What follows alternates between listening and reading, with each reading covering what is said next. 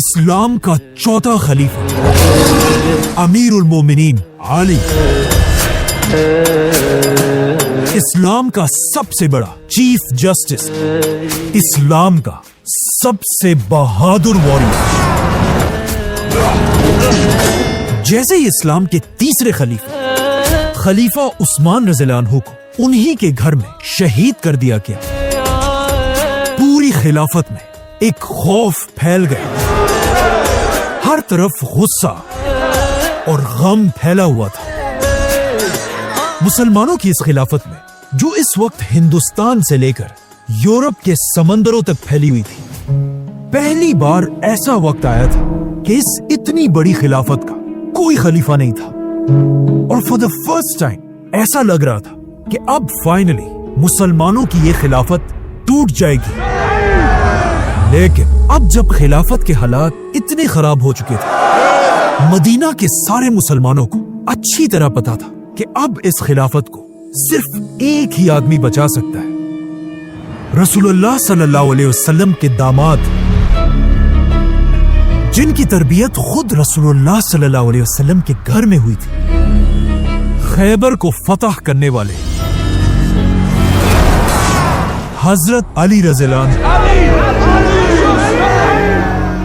اسی لیے حضرت عثمان کو دفنانے کے فوراً بعد کچھ لوگ حضرت علی رضی اللہ عنہ کے پاس گئے اور انہیں کہا کہ ہم آپ کو مسلمانوں کا نیا خلیفہ بنانا چاہتے ہیں، لیکن حضرت علی نے کہا نہیں، میری خلافت ایسے چھپ کر سیکرٹلی نہیں ہوگی، بلکہ جاؤ اور سب کو مدینہ کی مسجد میں جمع کرو۔ جس کے بعد حضرت علی خود رسول اللہ صلی اللہ علیہ وسلم کے منبر پر کھڑے ہوئے، جہاں بالکل پہلے خلیفہ ابو بکر، دوسرے خلیفہ عمر اور تیسرے خلیفہ عثمان کی طرح سارے مسلمانوں نے چوتھے خلیفہ حضرت علی رضی اللہ عنہ کے ہاتھ پر بیعت کی، جس کے بعد امیر المومنین خلیفہ علی رضی اللہ عنہ نے اپنی خلافت کی پہلی سپیچ شروع کی۔ بٹ ویٹ، آخر خلیفہ علی رضی اللہ عنہ یہاں تک پہنچے کیسے؟ اس کے لیے ہمیں پیچھے جانا ہوگا، حضرت علی کی خلافت سے بہت سال پہلے مکہ، جو عرب کی ایک بہت بڑی سٹی تھی، پر حملہ ہوا، اور مکہ پر حملہ کرنے والا یمن کا سب سے بڑا بادشاہ ابرہہ تھا۔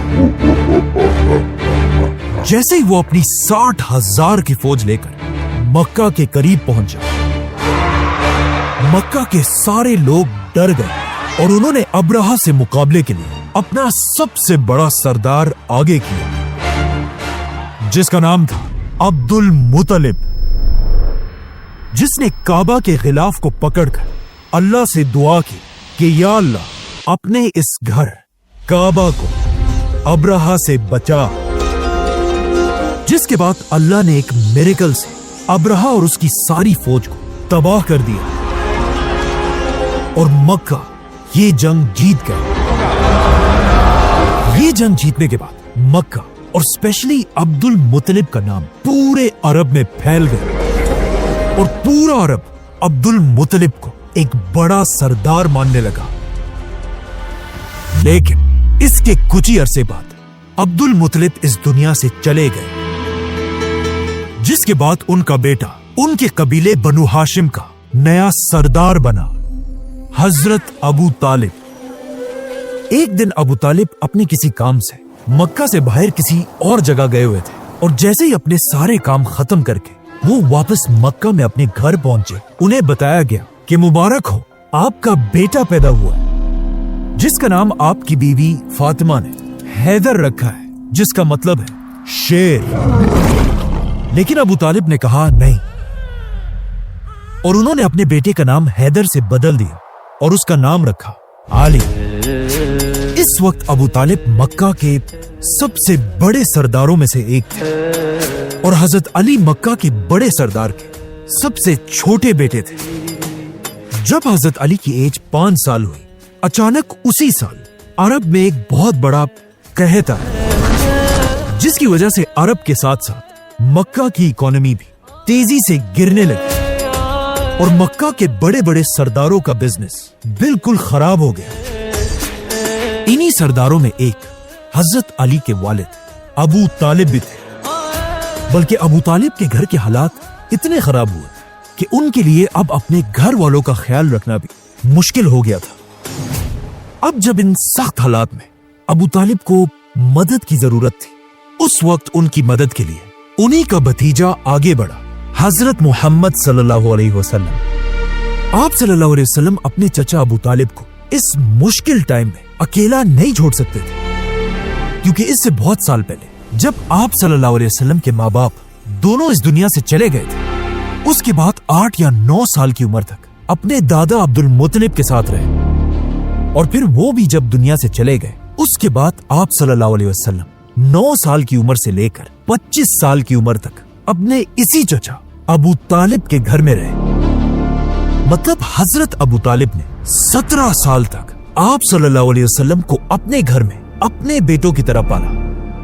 تو اب جب آپ صلی اللہ علیہ وسلم ایک سٹیبل بزنس مین تھے اور ان کے چچا ابو طالب کو مدد کی ضرورت تھی، تو یہ دیکھ کر آپ صلی اللہ علیہ وسلم آگے بڑھے اور اپنے چچا عباس کو لے کر ابو طالب کے گھر پہنچے۔ اس وقت ابو طالب کے 3 چھوٹے بیٹے تھے، عقیل، جعفر اور علی۔ عقیل کو ابو طالب نے اپنے پاس رکھا، حضرت عباس جعفر رضی اللہ عنہ کو اپنے ساتھ لے کر گئے، اور رسول اللہ صلی اللہ علیہ وسلم نے علی، جن کی عمر اس وقت صرف 5 سال تھی، اپنے ساتھ اپنے گھر لے کر گئے۔ 5 سال کے چھوٹے سے علی کو دیکھ کر آپ صلی اللہ علیہ وسلم کی بیوی حضرت خدیجہ رضی اللہ عنہ بہت خوش ہوئی ہوں گی، کیونکہ اس سے کچھ ہی سال پہلے حضرت خدیجہ رضی اللہ عنہ کا بیٹا قاسم بن محمد صلی اللہ علیہ وسلم فوت ہو چکے تھے، اور اگر اس دن وہ زندہ ہوتے تو ان کی عمر آج اتنی ہی ہوتی جتنی اس وقت علی رضی اللہ عنہ کی عمر تھی۔ تو اب علی کے رسول اللہ صلی اللہ علیہ وسلم کے گھر آنے سے قاسم کے جانے کا غم تھوڑا کم ہونے لگا، جس کے بعد آپ صلی اللہ علیہ وسلم اور خدیجہ رضی اللہ عنہ حضرت علی کی تربیت بالکل اپنے بیٹوں کی طرح کرنے لگے، اور یہاں سے اسلام کے سب سے بڑے عالم اور اسلام کے سب سے بڑے واریر کی تربیت شروع ہوئی۔ حضرت علی رضی اللہ عنہ دنیا کے وہ اکیلے آدمی ہیں جن کی تربیت بچپن سے رسول اللہ صلی اللہ علیہ وسلم نے خود کی تھی، اور حضرت علی کی زندگی کو دیکھ کر یہ اندازہ لگایا جا سکتا ہے کہ دنیا کی سب سے بیسٹ پرسنالٹی رسول اللہ صلی اللہ علیہ وسلم اگر کسی کی تربیت کرے تو وہ آدمی کیسا ہوگا۔ آپ صلی اللہ علیہ وسلم حضرت علی کی تربیت کا بچپن سے خاص خیال رکھتے تھے۔ حضرت علی رضی اللہ عنہ کو انہوں نے بچپن سے ہی لکھنا اور پڑھنا سکھا دیا تھا، لیکن پڑھنے لکھنے کے ساتھ ساتھ کچھ اور سکلز بھی سیکھ رہے تھے۔ اسی طرح آپ صلی اللہ علیہ وسلم کے گھر میں 5 سال گزارنے کے بعد جب حضرت علی کی عمر 10 سال ہوئی، کبھی کبھی رسول اللہ صلی اللہ علیہ وسلم اپنے گھر سے بہت دور مکہ کے ایک پہاڑ میں ایک غار کی طرف جانے لگے، اور آخر اسی غار میں ایک دن رسول اللہ صلی اللہ علیہ وسلم پر اللہ کی وحی نازل ہوئی، جس کے بعد آپ صلی اللہ علیہ وسلم سیدھا اپنے گھر آئے، اور دنیا میں سب سے پہلے ان کی بیوی خدیجہ رضی اللہ عنہا نے اسلام قبول کی، جن کے بعد انہی کے گھر میں رہنے والے 10 سال کی عمر میں علی رضی اللہ عنہ نے اسلام قبول کر لیا، اور پھر آپ صلی اللہ علیہ وسلم کے بیسٹ فرینڈ ابو بکر رضی اللہ عنہ نے اسلام قبول کیا، جس کے بعد ایک دن آپ صلی اللہ علیہ وسلم حضرت علی کے ساتھ نماز پڑھ رہے تھے۔ اچانک حضرت علی کے باپ ابو طالب وہاں سے گزرے، اور انہوں نے علی سے پوچھا کہ یہ تم کیا کر رہے ہو؟ جس پر حضرت علی نے انہیں بتایا کہ میں مسلمان ہو چکا ہوں۔ یہ سن کر ابو طالب نے حضرت علی سے کہا کہ مجھے پتا ہے محمد تمہیں کبھی بھی کسی بھی غلط چیز کی طرف نہیں بلائے گا، تو تم جاؤ اور اسی کو فالو کرو۔ جس کے بعد حضرت علی اسلام کے وہ پہلے آدمی تھے جنہوں نے آپ صلی اللہ علیہ وسلم کے ساتھ کعبہ کے پاس پہلی نماز پڑھی۔ ایک دن آپ صلی اللہ علیہ وسلم کعبہ کے پاس حضرت خدیجہ اور علی رضی اللہ عنہ کے ساتھ نماز پڑھ رہے تھے۔ انہیں دیکھ کر وہاں کھڑے ایک آدمی نے آپ صلی اللہ علیہ وسلم کے چچا سے پوچھا کہ آخر یہ 3 لوگ کر کیا رہے ہیں؟ جس پر آپ صلی اللہ علیہ وسلم کے چچا نے اس آدمی کو بتایا کہ یہ میرا بھتیجا محمد ہے، جو کہتا ہے میں اس پوری دنیا میں اللہ کا آخری رسول ہوں۔ इस वक्त इस पूरी दुनिया में इस औरत और इस बच्चे के अलावा कोई भी इसकी बात मानने को तैयार नहीं है। लेकिन ये मेरा भतीजा कहता है कि बहुत जल्द दुनिया के बड़े बड़े सुपर पावर, रोमन और पर्शियन एम्पायर के सारे खजाने हमारे रिलीजन के कंट्रोल में होंगे। उस वक्त तो इस आदमी ने इस्लाम कबूल नहीं किया, लेकिन आगे जाकर जब वाकई में मुसलमानों ने रोमन और पर्शियन एम्पायर फतह कर लिया, तब इस आदमी ने कहा कि काश मैं उस दिन इस्लाम कबूल कर लेता तो मैं दुनिया का चौथा मुसलमान होता। इसी तरह आने वाले काफी अरसे तक इस्लाम मक्का में सीक्रेट रहा और सिर्फ कुछ ही लोग मुसलमान हुए। लेकिन आखिर कुछ ही अरसे बाद आप सल्लल्लाहु अलैहि वसल्लम की तरफ अल्लाह की एक वही आई, जिसमें अल्लाह ने आप सल्लल्लाहु अलैहि वसल्लम को हुक्म दिया कि अपने पूरे खानदान को इस्लाम की दावत दो। जिसके बाद आप सल्लल्लाहु अलैहि वसल्लम ने अपने घर में अपने खानदान के 40 मेंबर्स को खाने की दावत पर बुलाया। इस्लाम की इस पहली दावत में आप सल्लल्लाहु अलैहि वसल्लम की मदद के लिए सिर्फ हजरत अली खड़े थे। इसीलिए खाने पीने की सारी जिम्मेदारी आप सल्लल्लाहु अलैहि वसल्लम ने अली रज़ियल्लाहु अन्हु को दी, जिन्होंने कहा जाता है बहुत अच्छी तरह खाने का इंतजाम किया, जिसमें कहा जाता है बकरी के पाए और दूध भी शामिल था। इस वक्त हजरत अली की उम्र सिर्फ 13 साल थी और इसी एज से आहिस्ता आहिस्ता हजरत अली के आंखों में एक एलर्जी भी शुरू हुई थी, कंजक्टिवाइटिस, जो उनकी जिंदगी में काफी अरसे तक रही। जैसे ही सारों ने मजे से ये खाना खाया, आप सल्लल्लाहु अलैहि वसल्लम अपने खानदान के सामने खड़े हुए और पहली बार पब्लिकली इस्लाम की दावत दी और अपने खानदान के लोगों से कहा कि कौन इस मिशन में मेरा साथ देगा। लेकिन आप सल्लल्लाहु अलैहि वसल्लम के बार बार कहने के बाद भी कोई भी उनका साथ देने के लिए खड़ा नहीं हुआ। जब हजरत अली ने देखा कि कोई भी आप सल्लल्लाहु अलैहि वसल्लम का साथ देने के लिए खड़ा नहीं हो रहा, तो सिर्फ 13 साल की उम्र में हजरत अली खड़े हुए और वहां बैठे सबके सामने कहा, ए अल्लाह के रसूल, मेरी टांगे कमजोर है और मेरी आंखें दुखती है, लेकिन फिर भी मैं हमेशा आपके साथ खड़ा रहूंगा। जब आप सल्लल्लाहु अलैहि वसल्लम के अपने खानदान ने उनका साथ नहीं दिया, फिर भी आप सल्लल्लाहु अलैहि वसल्लम रुके नहीं, बल्कि आहिस्ता आहिस्ता मक्का में इस्लाम फैलाते रहे और आप सल्लल्लाहु अलैहि वसल्लम के साथ हजरत अली भी लोगों तक इस्लाम पहुंचाते रहे। और उन्हीं दिनों हजरत अली की वजह से एक बहुत बड़े सहाबी ने भी इस्लाम कबूल किया, जिनका नाम था अबू जर गफ्फारी। लेकिन अब जब इस्लाम आहिस्ता आहिस्ता फैलने लगा, मक्का के सरदार आप सल्लल्लाहु अलैहि वसल्लम से नफरत करने लगे। यहाँ तक कि कुछ सरदार तो आप सल्लल्लाहु अलैहि वसल्लम को टॉर्चर करने लगे। मक्का में गद्दारों के लिए कोई पनाह नहीं। इन सब में एक सरदार ऐसा था जिसने आप सल्लल्लाहु अलैहि वसल्लम पर बहुत ज्यादा जुल्म किया था, बनु उमैया खानदान का उकबा। नहीं छोड़ूंगा उसे। एक दिन जब आप सल्लल्लाहु अलैहि वसल्लम नमाज पढ़ रहे थे, इसी उकबा ने उनके सर के ऊपर ऊंट की ओजरी डाल दी, जिसे फिर आप सल्लल्लाहु अलैहि वसल्लम की सबसे छोटी बेटी हजरत फातिमा रज़ियल्लाहु अन्हा ने हटाया। और आखिर एक दिन जब आप सल्लल्लाहु अलैहि वसल्लम नमाज पढ़ रहे थे, यही उकबा पीछे से आया, आप सल्लल्लाहु अलैहि वसल्लम के गले में अपनी चादर डाली और उसे जोर से खींचने लगा, जिससे आप सल्लल्लाहु अलैहि वसल्लम की सांस बिल्कुल बंद हो गई और आप सल्लल्लाहु अलैहि वसल्लम जमीन पर गिर गए। ये देखकर आप सल्लल्लाहु अलैहि वसल्लम को बचाने के लिए अबू बकर रज़ियल्लाहु अन्हु पहुंचे और आप सल्लल्लाहु अलैहि वसल्लम को छुड़ाकर उकबा और उनके दोस्तों से लड़ने लगे। लेकिन उन सब ने मिलकर अबू बकर रज़ियल्लाहु अन्हु को भी बहुत मारा। क्या कहा तुमने? इतना मारा कि वो बेहोश हो गए। ये आप सल्लल्लाहु अलैहि वसल्लम की जिंदगी का बहुत ही सख्त दिन था और जब भी अली रज़ियल्लाहु अन्हु इस दिन को याद करते थे, वो इस दिन की कहानी रो कर सुनाते थे, क्योंकि इस वक्त हजरत अली की एज बहुत ही कम थी और वो छोटे होने की वजह से अपनी ताकत से आप सल्लल्लाहु अलैहि वसल्लम को डिफेंड नहीं कर सकते थे। लेकिन मक्का के एक एक सरदार का किया हुआ जुल्म उन्हें अच्छी तरह याद था और ये सारे चेहरे उनके जहन में नक्श हो गए थे।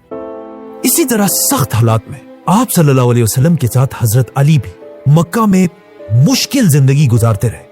लेकिन आहिस्ता आहिस्ता हालात ठीक होने के बजाय اور بھی زیادہ خراب ہونے لگے، کیونکہ اچانک ایک سال مکہ میں آپ صلی اللہ علیہ وسلم کو ڈیفینڈ کرنے والے دو سب سے بڑے لوگ ایک ہی سال میں دنیا سے چلے گئے، حضرت علی کے والد ابو طالب اور رسول اللہ صلی اللہ علیہ وسلم کی بیوی خدیجہ رضی اللہ عنہا۔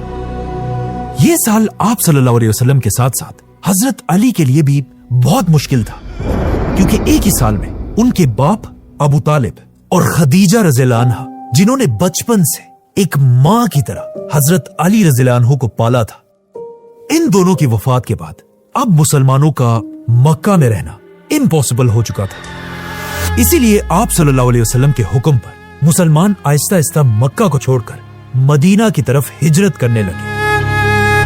مکہ میں صرف آپ صلی اللہ علیہ وسلم، ابو بکر اور علی رضی اللہ عنہ رہ گئے۔ اب جب مکہ کے سرداروں نے دیکھا کہ مسلمان آہستہ آہستہ مکہ کو چھوڑ کر جا رہے ہیں، تو انہوں نے آپ صلی اللہ علیہ وسلم کو روکنے کے لیے ایک بہت ہی خطرناک پلان بنایا کہ مکہ کے ہر قبیلے سے ایک ایک آدمی جمع ہو کر رات کو آپ صلی اللہ علیہ وسلم پر حملہ کر دے اور انہیں شہید کر دے۔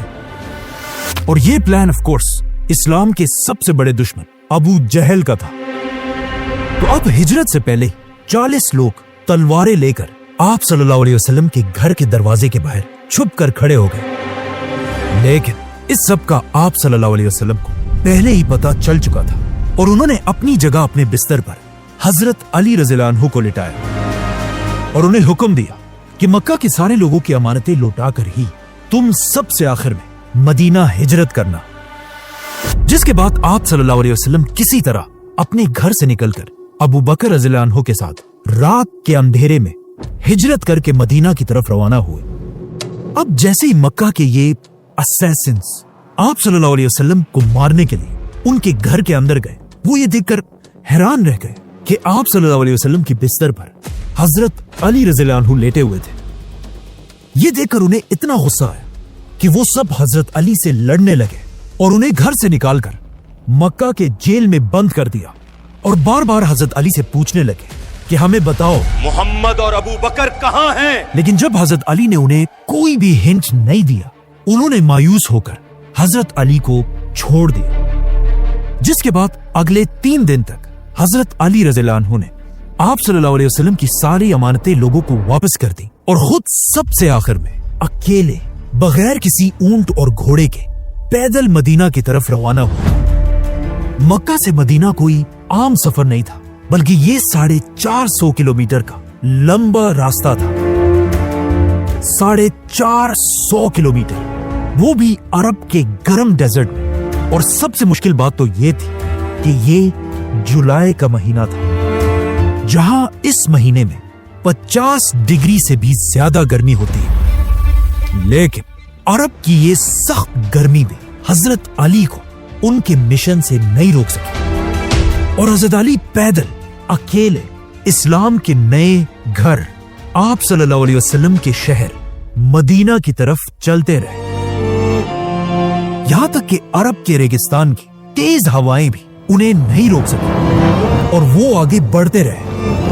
حضرت علی کے اس مشکل سفر کو دیکھ کر ایک اور سفر کی بھی یاد آتی ہے کہ جب اس سے ہزاروں سال پہلے موسیٰ علیہ السلام اکیلے فرعون کے شہر سے نکل کر مصر کے گرم ڈیزرٹ میں پیدل چل رہے تھے، کیونکہ ان دو جرنیز میں ایک بات کامن ہے کہ یہ دونوں آلموسٹ 450 کلومیٹر ہی تھے۔ اس دن حضرت علی اکیلے مدینہ کی طرف بڑھ رہے تھے، اور اتنا پیدل چلنے کی وجہ سے ان کے پیر بالکل سوج گئے تھے، لیکن انہوں نے کبھی سوچا بھی نہیں ہوگا کہ جس مدینہ کی طرف وہ اتنے مشکل میں بڑھ رہے ہیں، ایک دن اسی مدینہ میں پورے خلافت کی بیعت انہی کے ہاتھ پر ہوگی، وہ خلافت جو ہندوستان سے لے کر یورپ کے سمندروں تک پھیلی ہوئی تھی، جس کے بعد آج یہ اکیلے چلنے والے علی اس دن دنیا کے سب سے طاقتور انسان بنیں گے۔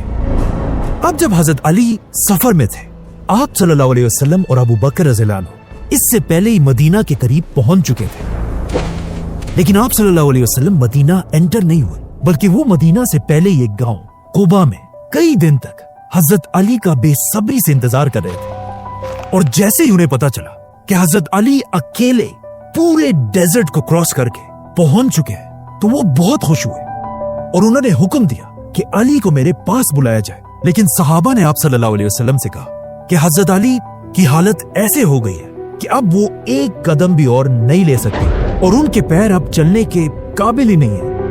ये सुनकर आप सल्लल्लाहु अलैहि वसल्लम खुद हजरत अली के पास गए, उन्हें गले से लगाया और उनके पैरों के जख्मों को देखकर रोने लगे और उनके पैरों पर अपना हाथ फेरा, जिससे हजरत अली को थोड़ा सुकून मिला। जिसके बाद फाइनली आप सल्लल्लाहु अलैहि वसल्लम हजरत अली रज़ियल्लाहु अन्हु और बाकी सहाबा के साथ पहली बार मदीना एंटर हुए।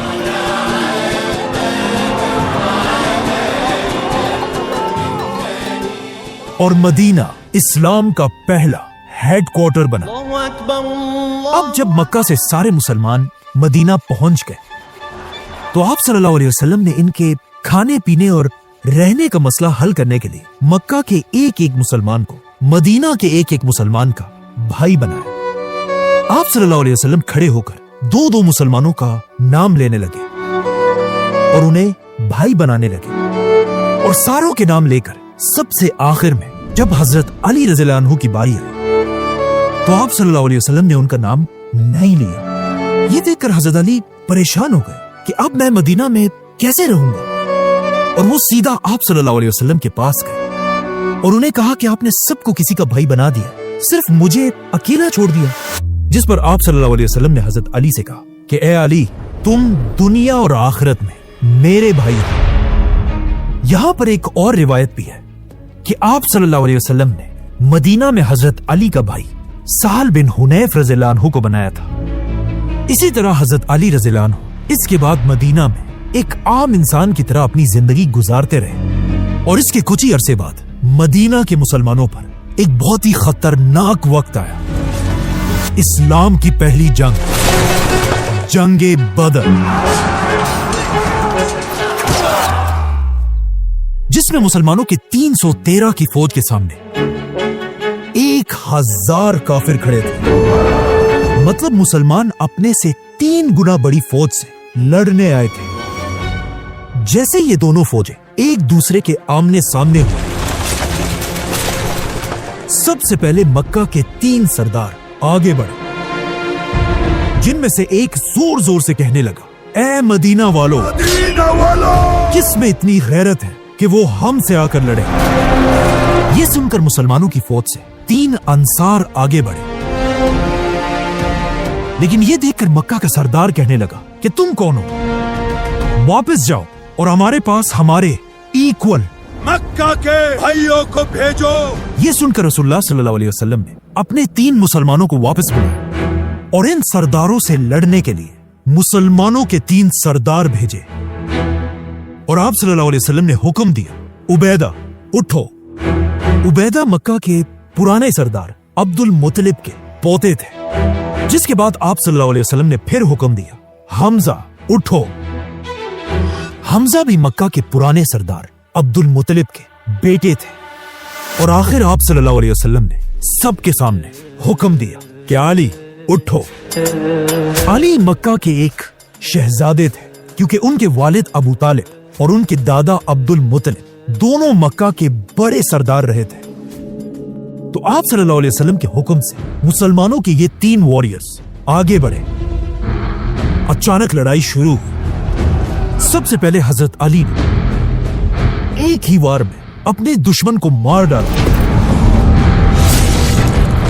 जिसके बाद हजरत हमजा ने भी अपने ओपोनेंट को मार डाला और फिर हजरत अली और हमजा ने मिलकर तीसरे सरदार को भी मार दिया। ये देखकर मुसलमानों की फौज जोर जोर से नारे लगाने लगी। मक्का के ये 3 सरदार कोई आम लोग नहीं थे, बल्कि ये मक्का के सबसे ताकतवर औरत हिंदा के बाप, चाचा और भाई थे। जैसे ही मक्का वालों ने अपने 3 बड़े सरदारों को इस तरह आसानी से गिरते हुए देखा, मक्का की सारी फौज ने मुसलमानों पर हमला कर दिया और इस तरह इस्लाम की पहली जंग, जंगे बदर शुरू हुई। हजरत अली भी वापस जाकर मुसलमानों की फौज के फ्रंट पर खड़े हुए और दुश्मनों का इंतजार करने लगे। इस वक्त हजरत अली की एज सिर्फ 23 साल थे और ये हजरत अली की जिंदगी की सबसे पहली जंग थी। और फाइनली अब उन्हें ये मौका मिल चुका था जिसका उन्हें बेसब्री से इंतजार था, क्योंकि हजरत अली ने इन सारे मक्का के सरदारों को बचपन में आप सल्लल्लाहु अलैहि वसल्लम पर जुल्म करते हुए बार बार देखा था।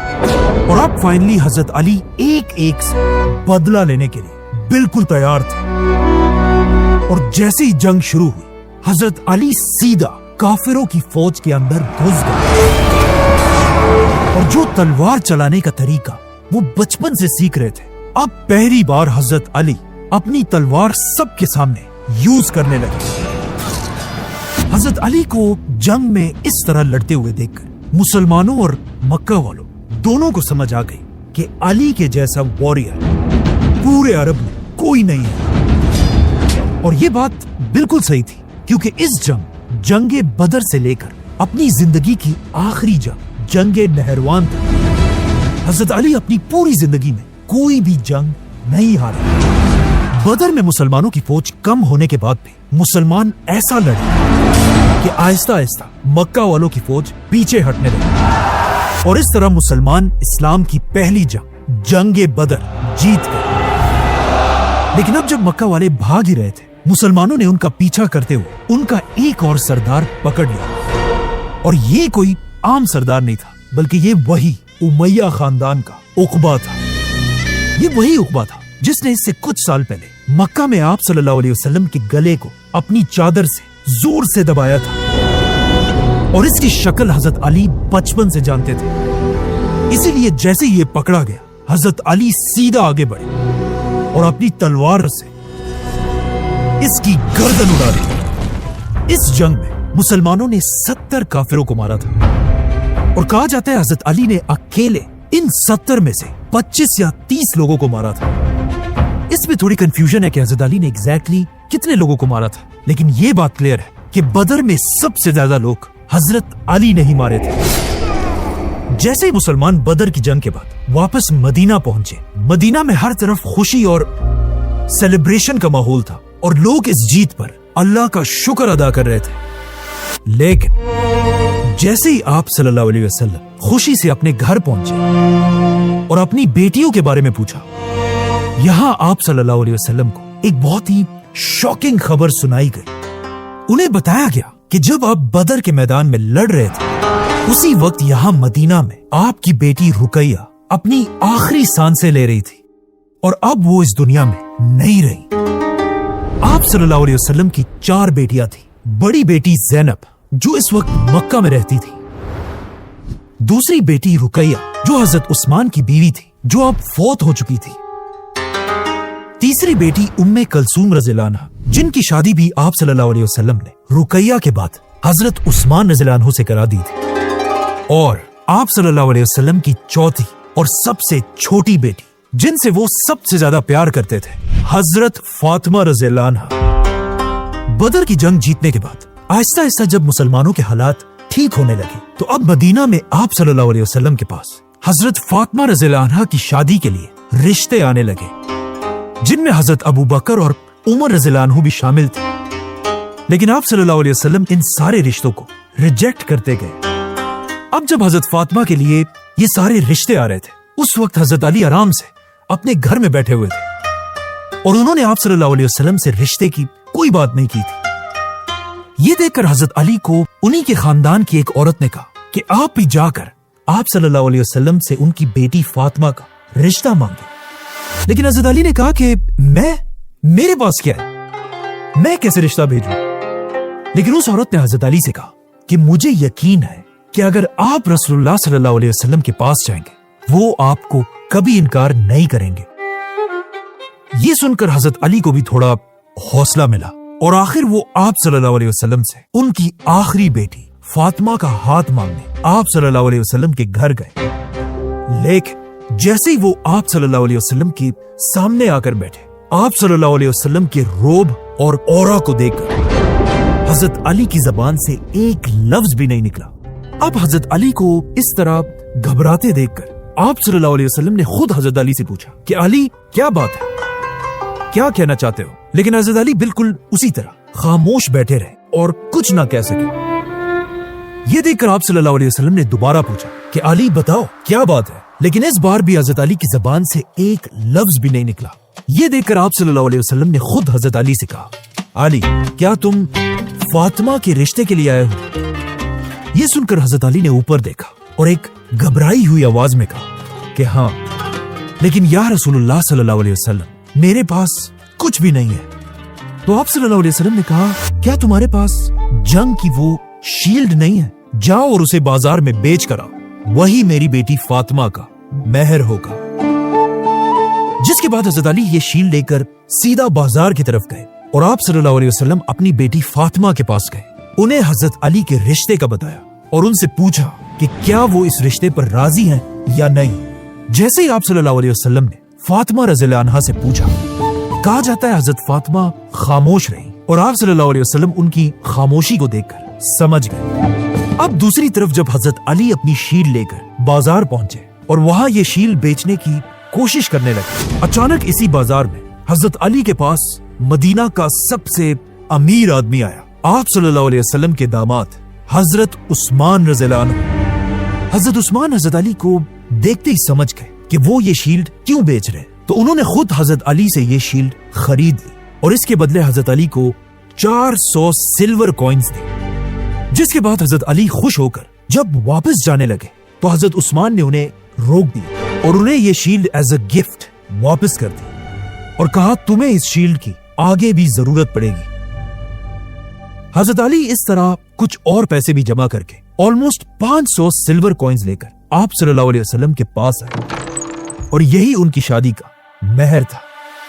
इस वक्त हजरत अली के वालिद फौत हो चुके थे और उनका कोई भी भाई मदीना में नहीं था, इसीलिए इस शादी में हजरत अली की मदद के लिए मदीना के सहाबा आगे बढ़े और हजरत अली और फातिमा की शादी की तैयारी करने लगे। एक सहाबी ने हजरत अली को मदीना में एक छोटा सा घर दिया। हजरत बिलाल रज़ियल्लाहु अन्हु बाजार जाकर परफ्यूम्स और खुशबू खरीदने लगे। हजरत अबू बकर और अम्मार बिन यासिर रज़ियल्लाहु अन्हु बाजार में फर्नीचर खरीदने लगे।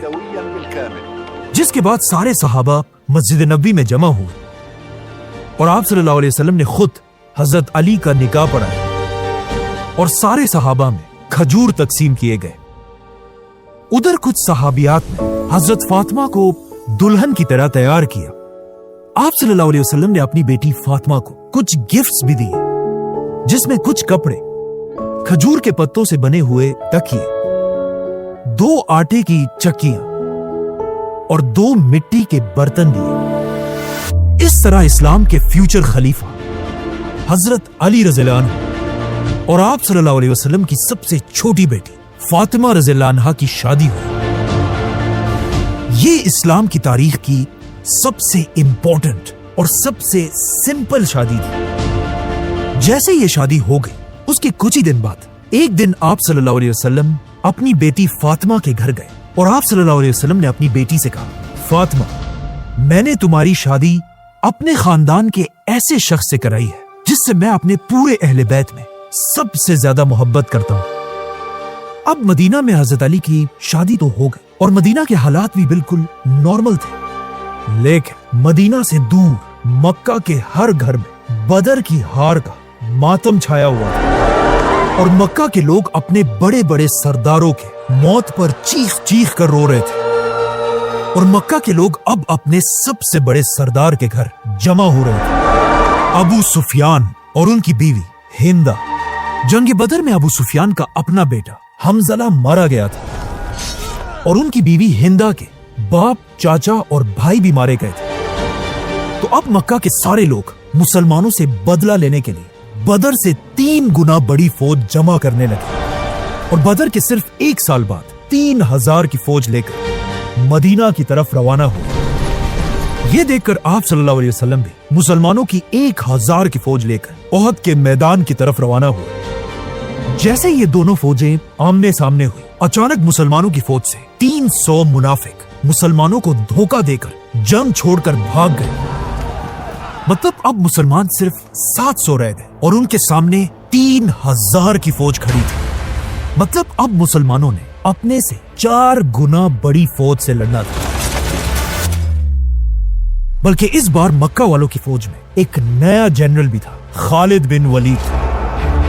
مطلب یہ جنگ احد بدر کی جنگ سے بھی زیادہ خطرناک تھی۔ اب جب اس امپاسبل جنگ میں دونوں فوجیں آمنے سامنے ہوئی، مکہ والوں کی فوج سے ایک بار پھر ان کا چیمپئن طلحہ آگے بڑھا اور زور زور سے مسلمانوں کو لڑائی کا چیلنج دینے لگا۔ طلحہ کے اس غرور کو دیکھ کر کورس مسلمانوں کا چیمپئن بھی آگے بڑھا، جو اب آپ صلی اللہ علیہ وسلم کا داماد بھی تھا، 25 سال کی عمر کا علی۔ سب نے اپنی تلواریں نکالی اور حضرت علی نے بھی ایسا ہی کیا، لیکن ان کی تلوار باقیوں سے ڈیفرنٹ تھی۔ ان کی تلوار کے ایک نہیں بلکہ 2 بلیڈز تھے۔ یہ تلوار جنگ سے پہلے آپ صلی اللہ علیہ وسلم نے خود حضرت علی کو گفٹ میں دی تھی، اور یہ باقی ساری تلواروں سے زیادہ لمبی اور بھاری تھی، اور اس کا نام تھا ذوالفقار۔ جیسے یہ لڑائی شروع ہوئی، بس تھوڑی سی دیر میں حضرت علی نے اپنی تلوار سے ایک ہی وار میں طلحہ کی ٹانگ کاٹ دی اور وہ زمین پر گر پڑا اور رینگتے ہوئے دور بھاگنے کی کوشش کرنے لگا، اور حضرت علی اپنی تلوار کے ساتھ آہستہ آہستہ اس کی طرف بڑھنے لگے۔ اب یہاں پر مکہ کا یہ چیمپئن جو اس سے پہلے بڑی بڑی باتیں کر رہا تھا، اب یہاں سب کے سامنے حضرت علی سے اپنی زندگی کی بھیک مانگنے لگا۔ ارجوکم ارحمونی۔ لیکن حضرت علی نے اپنی تلوار اٹھائی، جسے دیکھ کر مسلمانوں کی فوج نعرے لگانے لگی، اور حضرت علی نے اپنی تلوار چلا دی اور واپس مسلمانوں کی طرف جانے لگے۔ لیکن جب مسلمانوں نے غور سے دیکھا، انہیں پتا چلا کہ جب یہ بندہ حضرت علی سے بھیک مانگنے لگا تھا، ارجوکم ارحمونی، حضرت علی نے اسے مارا نہیں بلکہ جنگ کے میدان میں معاف کر دیا تھا، اور اسی کے ساتھ اسلام کی دوسری جنگ احد شروع ہوئی۔ مسلمانوں کی فوج میں اتنا جذبہ تھا کہ وہ کچھ ہی دیر میں اپنے سے 4 گنا بڑی فوج کو آسانی سے پیچھے دھکیلنے لگے، اور آخر بالکل بدر کی طرح مکہ کی فوج ایک بار پھر جنگ چھوڑ کر پیچھے بھاگنے لگی۔ یہ دیکھ کر اس پہاڑ کے آرچرز بھی نیچے اتر گئے اور مکہ والوں کا چھوڑا ہوا مال جمع کرنے لگے۔ لیکن اسی ایگزیکٹ وقت کا مکہ کے جنرل خالد بن ولید انتظار کر رہے تھے۔ جیسے یہ آرچرز نیچے اترے، خالد بن ولید فل سپیڈ اپنے گھوڑوں کے ساتھ پہاڑ کے پیچھے سے چھپ کر مسلمانوں پر حملے کے لیے روانہ ہوئے، اور پہاڑ کے پیچھے سے مسلمانوں پر حملہ کر دیا۔ یہ دیکھ کر مکہ کی فوج بھی پلٹ گئی، مطلب اب مسلمان ان دونوں فوجوں کے درمیان پھنس گئے تھے۔ بلکہ حالات اتنے خراب ہوئے کہ کچھ لوگوں نے رسول اللہ صلی اللہ علیہ وسلم کے کیمپ پر بھی حملہ کر دیا۔ اور سب سے خطرناک بات احد میں یہ تھی کہ اچانک جنگ کے میدان میں ایک بہت ہی عجیب افواہ پھیلی۔ لوگ ہر طرف چیخنے لگے کہ رسول اللہ صلی اللہ علیہ وسلم کو شہید کر دیا گیا ہے۔ اب تک مسلمان فل جذبے سے لڑ رہے تھے، لیکن جب انہوں نے یہ خبر سنی، کچھ مسلمان جنگ چھوڑ کر پیچھے ہٹنے لگے۔ کچھ آپ صلی اللہ علیہ وسلم کے وفات ہونے کی خبر سن کر زمین پر بیٹھ گئے اور رونے لگے، اور کچھ اپنی جگہ پر ہی کھڑے رہے۔ لیکن یہ دیکھ کر حضرت علی رضی اللہ عنہ نے مسلمانوں کی فوج کا جھنڈا اٹھایا اور زور زور سے کہنے لگے کہ اب جب رسول اللہ صلی اللہ علیہ وسلم ہی دنیا میں نہیں رہے تو پھر ہمارا اس دنیا میں رہنے کا کیا فائدہ ہے۔ اسی کے ساتھ حضرت علی نے اپنی تلوار کی نیام توڑ کر پھینک دی اور اپنی تلوار ذوالفقار کے ساتھ کافروں کی فوج کے اندر گھس گئے۔ لیکن کچھ ہی دیر بعد پتا چلا کہ یہ سب بالکل ایک افواہ تھی، اور آپ صلی اللہ علیہ وسلم اب بھی پہاڑ پر مضبوطی سے کھڑے تھے۔ یہ دیکھ کر حضرت علی باقی صحابہ کے ساتھ فل سپیڈ آپ صلی اللہ علیہ وسلم کے پاس پہنچے اور انہیں بہادری سے ڈیفینڈ کرنے لگے۔ اس طرح مسلمان دوبارہ اس پہاڑ پر مضبوطی سے کھڑے ہوئے اور پہاڑ کے اوپر سے مکہ والوں پر پتھر برسانے لگے۔ مسلمانوں کو پہاڑ کے اوپر ایسے سٹیبل دیکھ کر مکہ والوں کو سمجھ آ گئی کہ اب وہ اور کچھ بھی نہیں کر سکتے، اسی لیے وہ اپنی ساری فوج کے ساتھ احد چھوڑ کر واپس مکہ کی طرف چلے گئے۔ اس طرح اسلام کی دوسری جنگ احد نہ کافر جیتے اور نہ مسلمان۔ احد رسول اللہ صلی اللہ علیہ وسلم کی زندگی میں سب سب سے مشکل جنگ کیونکہ اس میں سب سے زیادہ 70 مسلمان شہید ہوئے تھے، جن میں رسول اللہ صلی اللہ علیہ وسلم کے چچا حضرت حمزہ رضی اللہ عنہ بھی شامل تھے، اور اس جنگ میں حضرت علی رضی اللہ عنہ کو تلواروں کے 16 زخم لگے تھے۔ آپ صلی اللہ علیہ وسلم نے سارے شہیدوں کو احد میں دفن کرنے کا حکم دیا، جس کے بعد سارے مسلمان واپس مدینہ آئے۔ مدینہ واپس آنے کے بعد آہستہ آہستہ جب مدینہ کے حالات ٹھیک ہونے لگے، صحیح مسلم کی حدیث ہے کہ ایک دن آپ صلی اللہ علیہ وسلم اپنی بیٹی فاطمہ رضی اللہ عنہا کے گھر گئے، اور وہاں انہوں نے دیکھا کہ علی تو گھر میں ہے ہی نہیں۔ تو آپ صلی اللہ علیہ وسلم نے اپنی بیٹی سے پوچھا کہ علی کہاں ہے، جس پر حضرت فاطمہ نے آپ صلی اللہ علیہ وسلم سے کہا کہ میری اور ان کی کسی بات پر بحث ہوئی تھی اور وہ گھر سے کہیں باہر چلے گئے ہیں۔ جس کے بعد آپ صلی اللہ علیہ وسلم بھی حضرت علی کو ڈھونڈنے کے لیے گھر سے باہر نکلے، اور جب وہ مسجد نبوی پہنچے انہوں نے دیکھا کہ حضرت علی زمین پر لیٹے ہوئے ہیں اور ان کے جسم پر مسجد نبوی کی زمین کی مٹی لگی ہوئی تھی۔ آپ صلی اللہ علیہ وسلم حضرت علی کے پاس آئے اور خود اپنے ہاتھوں سے ان کے جسم سے مٹی ہٹانے لگے اور فرمایا، اٹھو اے ابو تراب، اٹھو۔ تراب عربی میں مٹی کو کہتے ہیں، اور یہیں سے حضرت علی کا نام ابو تراب پڑا، اور کہا جاتا ہے حضرت علی اپنی زندگی کے آخر تک ابو تراب نام کو بہت پسند کرتے تھے، اور جب بھی کوئی انہیں ابو تراب کہہ کر پکارتا تھا انہیں اس دن کی یاد آتی تھی اور وہ بہت خوش ہوتے تھے۔ لیکن افسوس کی بات یہ ہے، آنے والے زمانے میں کچھ لوگ ایسے بھی تھے جو حضرت علی کے اس نام ابو تراب سے ان کا مذاق اڑایا کرتے تھے۔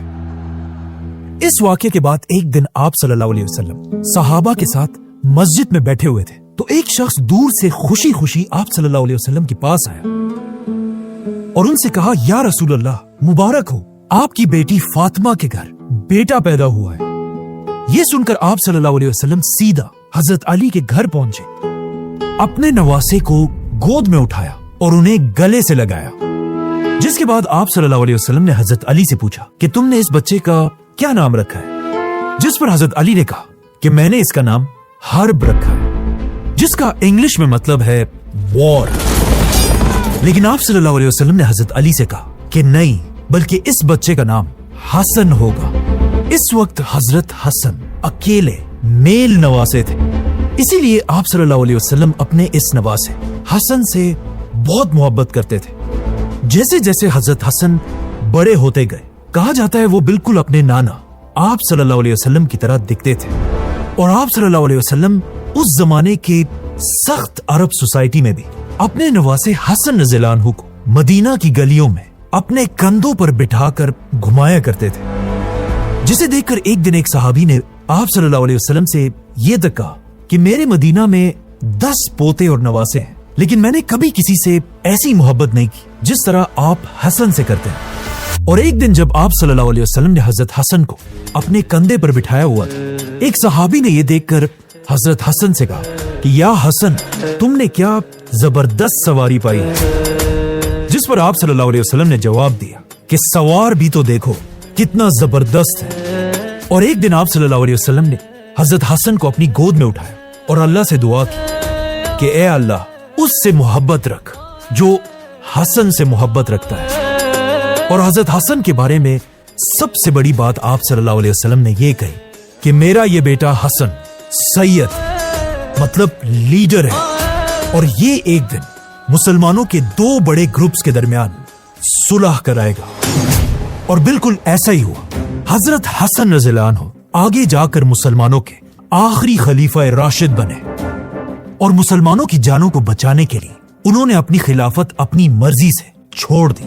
اسی طرح حضرت حسن آہستہ آہستہ مدینہ میں بڑے ہو رہے تھے، لیکن مدینہ سے بہت دور مکہ والوں کا کانفیڈنس احد کی جنگ کے بعد اور بھی زیادہ بڑھ گیا تھا، اور وہ اس بار 10,000 کی فوج کے ساتھ مدینہ پر حملے کے لیے روانہ ہو چکے تھے۔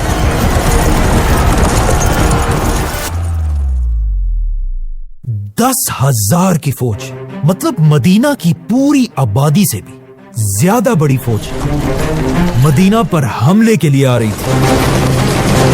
جب آپ صلی اللہ علیہ وسلم کو اس کا پتہ چلا، انہوں نے سارے صحابہ کی ایک میٹنگ بلائی، جس میں فیصلہ کیا گیا کہ مسلمان مدینہ کے اندر ہی رہ کر مکہ والوں سے جنگ کریں گے، और मदीना के फ्रंट पर 2 पहाड़ों के दरमियान एक बहुत बड़ी खंदक बनाएंगे। जैसे ही मक्का वालों की 10,000 की फौज मदीना के करीब पहुंची, वो ये खंदक देखकर हैरान रह गए, क्योंकि ये इतनी बड़ी खंदक थी कि इसे क्रॉस करना ऑलमोस्ट इम्पॉसिबल था, और कोई भी इसे क्रॉस करने की कोशिश करता, मुसलमान उन्हें अपनी तीरों से भगा देते। 15 दिन तक दोनों साइड्स अपनी अपनी जगह पर उसी तरह खड़ी रही, लेकिन आखिर 15 दिन बाद मक्का के कुछ वॉरियर्स फ्रस्ट्रेट होकर आगे बढ़े और किसी तरह इस खंदक को क्रॉस करके मुसलमानों की साइड पर पहुंच गए। जैसे ये ग्रुप मुसलमानों के सामने आया, मक्का का सबसे बड़ा वॉरियर अमर बिन अब्देवत आगे बढ़ा और जोर जोर से मुसलमानों को चैलेंज देने लगा और कहने लगा, तुम में से कौन अकेला मुझसे लड़ेगा? अमर कोई आम वॉरियर नहीं था, इसकी हाइट आम लोगों से बहुत ज्यादा थी और ये पूरे मक्का में अपनी ताकत की वजह से मशहूर था। जब उसने इतने गुरूर के साथ मुसलमानों को लड़ने का चैलेंज दिया, मुसलमानों, तो ऑफ कोर्स मुसलमानों में से किसने आगे जाना था? हजरत अली मुसलमानों की फौज से आगे बढ़े।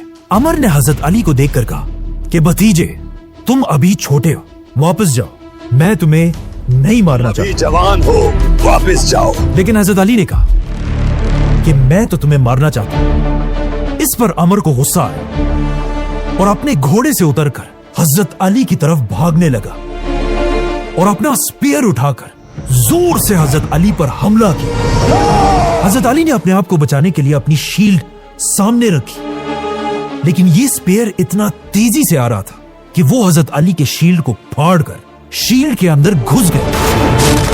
थोड़ा सा हजरत अली के चेहरे पर भी लगा। हजरत अली जैसे वॉरियर को जख्मी करना बड़ी बात थी, लेकिन ये अमर की जिंदगी की सबसे बड़ी और आखिरी गलती थी। हजरत अली ने तेजी से अपनी शील्ड हटाई और अपनी तलवार से एक ही वार में उसकी गर्दन उड़ा दी। ये देखकर मुसलमान जोर जोर से नारे लगाने लगे और मक्का वालों की फौज वापस खंदक को क्रॉस करके पीछे भाग गई। मक्का वालों ने इसके बाद दोबारा मुसलमानों पर हमला करने की गलती नहीं की और आखिर कई दिन मदीना के बाहर बैठने के बाद एक बहुत तेज तूफान आया, जिससे मक्का के सारे कैंप्स उखड़ गए और ये सारे 10,000 की फौज मदीना को छोड़कर वापस चली गई। इस तरह मुसलमान अपनी तीसरी जंग खंदक जीत गए। खंदक की जंग से पहले या कुछ ही अरसे बाद मदीना में हजरत अली के घर उनके दूसरे बेटे पैदा हुए, जिनका नाम भी रसूलुल्लाह सल्लल्लाहु अलैहि वसल्लम ने खुद रखा, हुसैन। और आप सल्लल्लाहु अलैहि वसल्लम ने खुद हजरत हुसैन के कान में अजान दी और बिल्कुल हजरत हसन की तरह आप सल्लल्लाहु अलैहि वसल्लम हजरत हुसैन से भी बहुत मोहब्बत करते थे। एक दिन मदीना में आप सल्लल्लाहु अलैहि वसल्लम सहाबा के साथ कहीं जा रहे थे, तो रास्ते में आप सल्लल्लाहु अलैहि वसल्लम की नजर छोटे से हुसैन पर पड़ी, जो कुछ खेल रहे थे। ये देखकर आप सल्लल्लाहु अलैहि वसल्लम आगे बढ़े और हुसैन रज़ियल्लाहु अन्हु को पकड़ने की कोशिश की, लेकिन हजरत हुसैन इधर उधर भागने लगे। आप सल्लल्लाहु अलैहि वसल्लम भी हजरत हुसैन के साथ खेलने लगे और उन्हें हंसाते रहे और आखिर आप सल्लल्लाहु अलैहि वसल्लम ने छोटे से हुसैन को पकड़ लिया, उनके माथे को किस किया और हुसैन को देखकर फरमाया, हुसैन मुझसे है और मैं हुसैन से हूं। ए अल्लाह, उससे मोहब्बत कर जो हुसैन से मोहब्बत करे। हजरत हुसैन अपने बड़े भाई हसन रज़ियल्लाहु अन्हु से सिर्फ 1 साल छोटे थे और आप सल्लल्लाहु अलैहि वसल्लम दोनों से बहुत मोहब्बत करते थे और इन्हें देखकर फरमाते थे, हसन और हुसैन मेरी दुनिया के 2 फूल हैं। लेकिन अफसोस की बात यह है, आगे जाकर आप सल्लल्लाहु अलैहि वसल्लम इन दोनों फूलों के साथ जो हुआ उसे आज तक पूरी दुनिया के मुसलमान नहीं भुला सके। हसन रज़ियल्लाहु अन्हु को जहर देकर शहीद कर दिया गया और इमाम हुसैन रज़ियल्लाहु अन्हु को उनकी पूरी फैमिली के साथ करबला के मैदान में बेदर्दी से शहीद कर दिया गया। जिस साल मदीना में हजरत हुसैन रज़ियल्लाहु अन्हु पैदा हुए, उसी साल हजरत अली पर एक बहुत बड़ा गम भी आया। मदीना में हजरत अली की माँ अबू तालिब की बीवी फातिमा बिनते असद इस दुनिया से चली गई और मदीना के लोग उन्हें दफनाने की तैयारी करने लगे।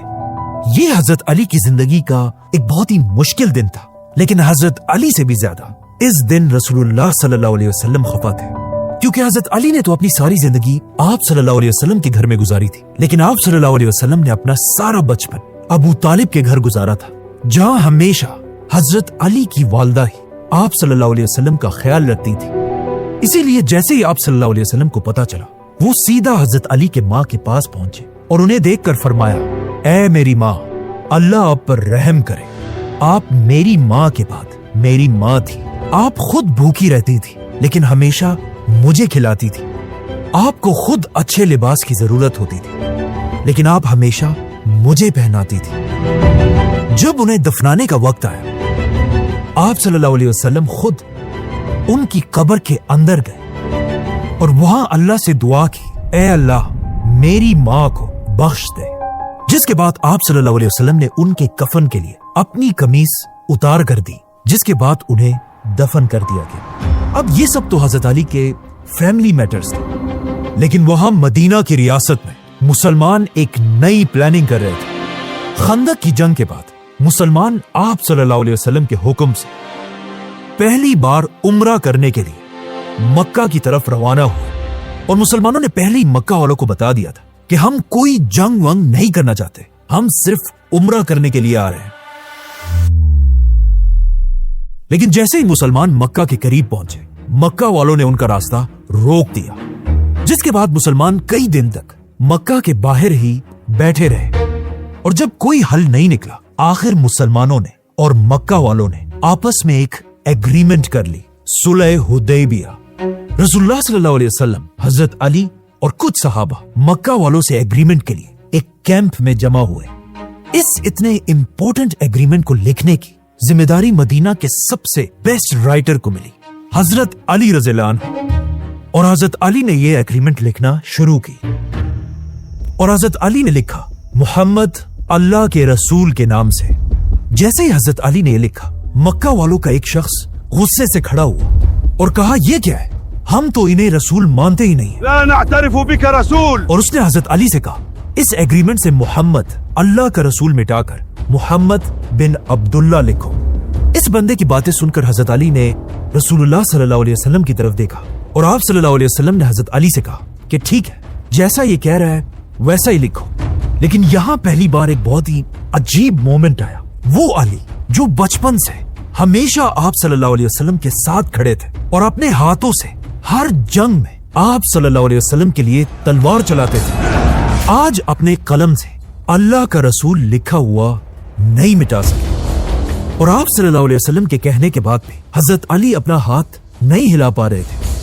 یہ دیکھ کر آپ صلی اللہ علیہ وسلم نے خود یہ ایگریمنٹ حضرت علی سے لیا اور پوچھا کہاں لکھا ہے، اور پھر خود اپنے ہاتھوں سے محمد رسول اللہ کو مٹایا اور حکم دیا کہ اس کی جگہ محمد بن عبداللہ لکھا جائے۔ اور اس طرح پہلی بار مسلمانوں اور مکہ والوں کے درمیان صلح حدیبیہ کی ایگریمنٹ ہوئی اور مسلمان واپس مدینہ آ گئے۔ پہلے تو مسلمان اس ایگریمنٹ سے خوش نہیں تھے، لیکن آہستہ آہستہ انہیں سمجھ آنے لگی کہ آخر آپ صلی اللہ علیہ وسلم نے یہ صلح کیوں کی ہے، کیونکہ اس صلح میں ایک پوائنٹ یہ تھا کہ مسلمان اور مکہ والے اگلے 10 سال کے لیے کوئی بھی جنگ نہیں کریں گے۔ اب جب جنگیں ختم ہو چکی تھی، مسلمان مدینہ میں رہنے لگے، لیکن مدینہ کی اکانومی اب بھی بہت ہی زیادہ خراب تھی، اور سارے صحابہ مدینہ میں بہت ہی غربت کی زندگی گزارتے تھے۔ اور صرف صحابہ نہیں بلکہ خود آپ صلی اللہ علیہ وسلم کی فیملی حضرت علی اور فاطمہ رضی اللہ عنہا بھی بہت غریب زندگی گزارتے تھے۔ ایک دن آپ صلی اللہ علیہ وسلم اپنی بیٹی فاطمہ کے گھر گئے اور انہوں نے دیکھا کہ گھر میں علی اور حسن اور حسین ہے ہی نہیں۔ جب آپ صلی اللہ علیہ وسلم نے پوچھا تو انہیں حضرت فاطمہ نے بتایا کہ ہمارے گھر میں کھانے اور پینے کی کوئی بھی چیز نہیں تھی اور بچے بھوک سے رو رہے تھے۔ تو حضرت علی حسن اور حسین کو اپنے ساتھ کہیں باہر لے گئے تاکہ وہ بھوک سے روئے نہ، جس کے بعد آپ صلی اللہ علیہ وسلم انہیں ڈھونڈنے لگے اور دیکھا کہ حضرت علی کسی کے باغ میں اس کے لیے بہت ہی مشکل مزدوری کر رہے ہیں اور حسن اور حسین ان کے پاس بیٹھے کھیل رہے ہیں۔ سارا دن حضرت علی نے اسی طرح بہت ہی محنت سے اس باغ میں مزدوری کی، جس سے ان کے ہاتھ زخمی بھی ہو گئے تھے اور اس سارے کے اینڈ میں انہیں صرف 16 کھجور ملے جو حضرت علی نے اپنے بچوں کو بھی دیے اور اپنی بیوی فاطمہ کو بھی۔ یہ مدینہ کے لیڈر رسول اللہ صلی اللہ علیہ وسلم کے اپنی فیملی کا لائف سٹائل تھا۔ اور صرف یہی نہیں، اسی طرح حضرت علی اور فاطمہ رضی اللہ عنہ سارا کام خود کیا کرتے تھے اور ان کی ہیلپ کے لیے کوئی بھی نہیں تھا، بلکہ کہا جاتا ہے حضرت فاطمہ کھانا کم ہونے کی وجہ سے اتنی کمزور ہو چکی تھی کہ جب بھی وہ آٹا گھونٹتی تھی بار بار ان کا ہاتھ برتن سے گر جاتا تھا اور انہیں چوٹ لگتی تھی، اور حضرت علی بھی مزدوری کر کر کے بہت کمزور ہو چکے تھے۔ یہ دیکھ کر ایک دن حضرت علی نے حضرت فاطمہ رضی اللہ عنہا سے کہا کہ آپ جا کر آپ صلی اللہ علیہ وسلم سے ایک غلام کی ریکویسٹ کریں۔ تو حضرت فاطمہ نے جا کر اپنے والد آپ صلی اللہ علیہ وسلم سے ایک غلام کی ریکویسٹ کی، لیکن آپ صلی اللہ علیہ وسلم اپنی فیملی کو مدینہ کے عام لوگوں سے بڑا نہیں سمجھتے تھے، اسی لیے انہوں نے اپنی بیٹی فاطمہ کے اتنے سخت حالات کو دیکھنے کے بعد بھی انہیں غلام نہیں دیا۔ اب یہ بات تو کلیئر تھی کہ اس طرح غربت میں مسلمان اور زندگی نہیں گزار سکتے۔ تو یہاں پر مسلمانوں کی زندگی کا ایک بہت بڑا ٹرننگ پوائنٹ آیا جس سے مدینہ کے حالات ہمیشہ کے لیے بدل گئے۔ جنگ خیبر۔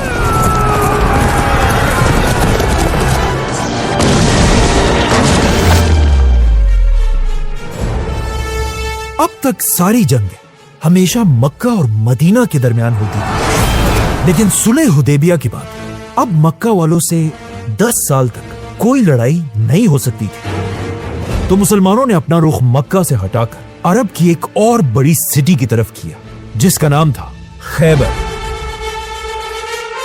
خیبر مدینہ کے قریب ہی ایک بہت بڑا شہر تھا، اور یہ کوئی عام شہر نہیں تھا، بلکہ یہ اس زمانے میں پورے عرب کے یہودیوں کا سب سے بڑا ہیڈ کوارٹر تھا۔ اور یہودی اس زمانے میں بھی بالکل آج کی طرح بہت ہی بڑے بزنس مین تھے جن کا بزنس پوری دنیا میں پھیلا ہوا تھا، اور ان سارے بزنسز سے یہودی جتنا مال کماتے تھے اس کا سب سے بڑا حصہ انہوں نے اسی خیبر کے قلعے میں سٹور کیا ہوا تھا۔ مطلب خیبر کے قلعے کے اندر ان لمیٹڈ گولڈ، سلور اور لگژری چیزیں پڑی ہوئی تھی، اور اس بات کا یہودیوں کو اچھی طرح پتا تھا، اسی لیے انہوں نے اس خزانے کو سیف رکھنے کے لیے خیبر کے باہر لمبی لمبی دیواریں بنائی تھی اور بڑے بڑے ٹاورز کھڑے کیے تھے، اور خیبر کا ہر قلعہ زمین سے کافی اوپر ہلز پر بنا ہوا تھا۔ اسی لیے پچھلے کئی 100 سال سے کوئی بھی یہودیوں سے خیبر کا قلعہ نہیں چھین سکا تھا۔ ان شارٹ خیبر اتنا مضبوط قلعہ تھا کہ آج تک اس کی لمبی لمبی دیواریں اور ٹاورز اپنی جگہ پر مضبوطی سے کھڑے ہیں۔ آج خیبر ایسا دکھتا ہے، اور اسے دیکھ کر سوچیں اس زمانے میں خیبر کیسا دکھتا ہوگا۔ مطلب خیبر کو فتح کرنا مشکل ہی نہیں، ناممکن تھا، اور مسلمانوں کا بھی خیبر کو فتح کرنے کا کوئی پلان نہیں تھا۔ لیکن ایک دن مسلمانوں کو خبر ملی کہ خیبر کے یہودی ایک بہت بڑی فوج جمع کر رہے ہیں اور مسلمانوں کے کیپٹل مدینہ پر حملہ کرنے کی تیاری کر رہے ہیں۔ یہ دیکھ کر آپ صلی اللہ علیہ وسلم نے صحابہ کو جنگ کے لیے تیار ہونے کا حکم دیا، اور پھر 1400 مسلمانوں کے ساتھ اس سے پہلے کہ خیبر مسلمانوں پر حملہ کرے، آپ صلی اللہ علیہ وسلم خیبر پر حملے کے لیے روانہ ہو۔ جیسے ہی خیبر کے لوگوں نے مسلمانوں کی فوج کو دیکھا، وہ سب اپنے قلعوں کے اندر گئے اور ساری گیٹس بند کر کے جنگ کے لیے تیار ہوئے، جس کے بعد مسلمانوں نے خیبر کے قلعے پر حملہ کر دیا۔ لیکن جیسے ہی مسلمان قریب پہنچے، یہودی مسلمانوں پر تیر اور پتھر برسانے لگے، اور ایون قلعے کے اندر سے مسلمانوں پر توپیں بھی چلنے لگی، جس سے مسلمان پیچھے ہٹ گئے۔ جس کے بعد آپ صلی اللہ علیہ وسلم ایک ایک جنرل کے ساتھ مسلمانوں کی فوج کو بھیجتے رہے، لیکن یہودیوں کا ڈیفنس اتنا سخت تھا کہ ہر بار مسلمانوں کو پیچھے ہٹنا پڑا۔ کہا جاتا ہے ایک بار ابو بکر اور عمر رضی اللہ عنہ نے بھی مسلمانوں کی فوج کے ساتھ حملہ کیا، اور مسلمان خیبر کی دیوار تک پہنچ گئے، لیکن یہ دیکھ کر یہودیوں نے دیوار کے اوپر سے بڑے بڑے پتھر مسلمانوں پر پھینکے، اور مسلمانوں کو دوبارہ پیچھے ہٹنا پڑا۔ آخر اتنے حملوں کے بعد ایسا لگنے لگا تھا کہ مسلمان خیبر کو فتح نہیں کر پائیں گے، اور یہودی یہ جنگ مسلمانوں سے جیت جائیں گے۔ تو اب جب مسلمانوں کا مورال ڈاؤن ہو رہا تھا تو آخر آپ صلی اللہ علیہ وسلم نے مسلمانوں کو جمع کیا اور ان سب سے کہا کل میں جھنڈا ایسے شخص کو دوں گا جو اللہ اور اس کے رسول سے محبت کرتا ہے اور اللہ اور اس کے رسول اس سے محبت کرتے ہیں اور اللہ اسی آدمی کے ہاتھ پر خیبر کے قلعے کو فتح کرے گا۔ یہ سن کر سارے صحابہ حیران رہ گئے کہ آخر وہ لیڈر کون ہوگا جس سے اللہ بھی محبت کرتا ہے۔ جیسے ہی اگلی صبح ہوئی سارے صحابہ دور دور سے آ کر آپ صلی اللہ علیہ وسلم کے کیمپ کے پاس جمع ہونے لگے اور آپ صلی اللہ علیہ وسلم کا انتظار کرنے لگے اور آپس میں ڈسکس کرنے لگے کہ وہ لیڈر آخر کون ہوگا۔ اس دن آلموسٹ ہر صحابی کی خواہش تھی کہ آپ صلی اللہ علیہ وسلم جھنڈا اسے دے اور وہ خیبر کو فتح کرے۔ حضرت عمر کہتے ہیں کہ مجھے کبھی بھی لیڈر بننے کی خواہش نہیں ہوئی سوائے خیبر کے اس دن کے، کہ اس دن میں بھی یہ چاہتا تھا کہ آپ صلی اللہ علیہ وسلم مجھے مسلمانوں کی فوج کا لیڈر بنائے۔ اب جب سارے مسلمان جمع ہو گئے سب غور سے اس جگہ کی طرف دیکھ رہے تھے جہاں سے آپ صلی اللہ علیہ وسلم نے آنا تھا اور آخر آپ صلی اللہ علیہ وسلم آگے آئے اور آپ صلی اللہ علیہ وسلم کو دیکھتے ہی ساری فوج بالکل خاموش ہو گئی۔ علی کا نام سن کر اپنی خیبر کانپ جاتا ہے۔ آخر آپ صلی اللہ علیہ وسلم مسلمانوں کے سامنے کھڑے ہوئے اور کہا علی کہاں ہے؟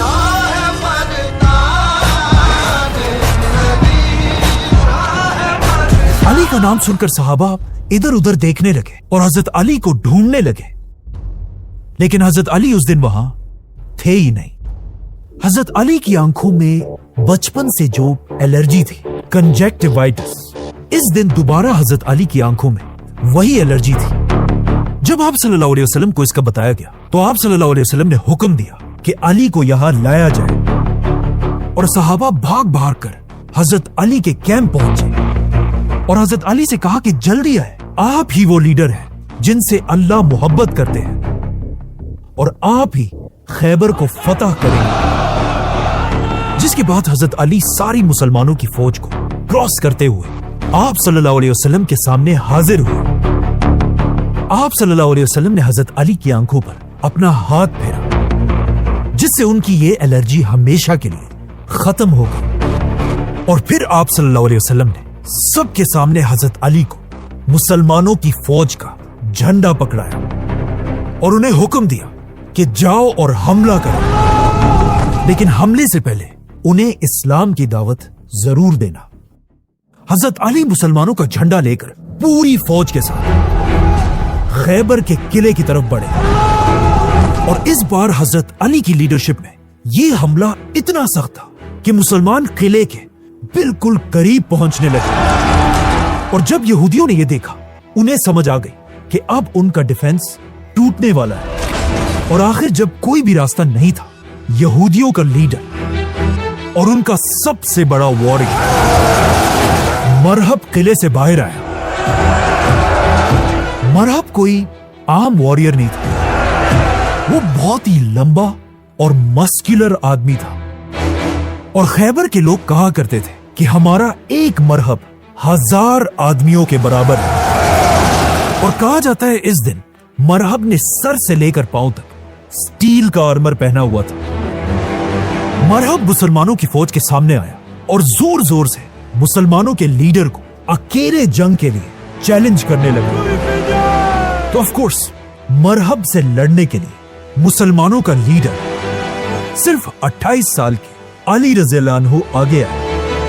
حضرت علی کو دیکھ کر مرحب نے کہا میں ہوں مرحب، انا مرحب جسے پورا خیبر جانتا ہے، كل خيبر يعرفني اور جنگ کے وقت میں ہی سب سے بہادر ہوں۔ في زمن المعركة انا الشجاع۔ جس پر حضرت علی نے اسے جواب دیا اور کہا میں وہ ہوں جس کی ماں نے اس کا نام حیدر رکھا۔ أنا الذي سمتني أمي حيدر، جنگل کی شیر کی طرح خطرناک، مرغام آجام وليث القسورة، جسے دیکھ کر دلوں میں خوف بیٹھ جاتا ہے۔ عبد الذراعين شديد القصرة، یہ سن کر مرحب حضرت علی کی طرف بھاگنے لگا اور زور سے حضرت علی پر اپنی تلوار سے حملہ کیا، لیکن حضرت علی سائڈ پر ہوئے और फिर अपनी तलवार जुल्फिकार के एक ही वार में मरहब के सर पर इतना जोर से मारा कि हजरत अली की तलवार उसके स्टील के हेलमेट को तोड़कर उसके सर पर लगी और खैबर का चैंपियन मरहब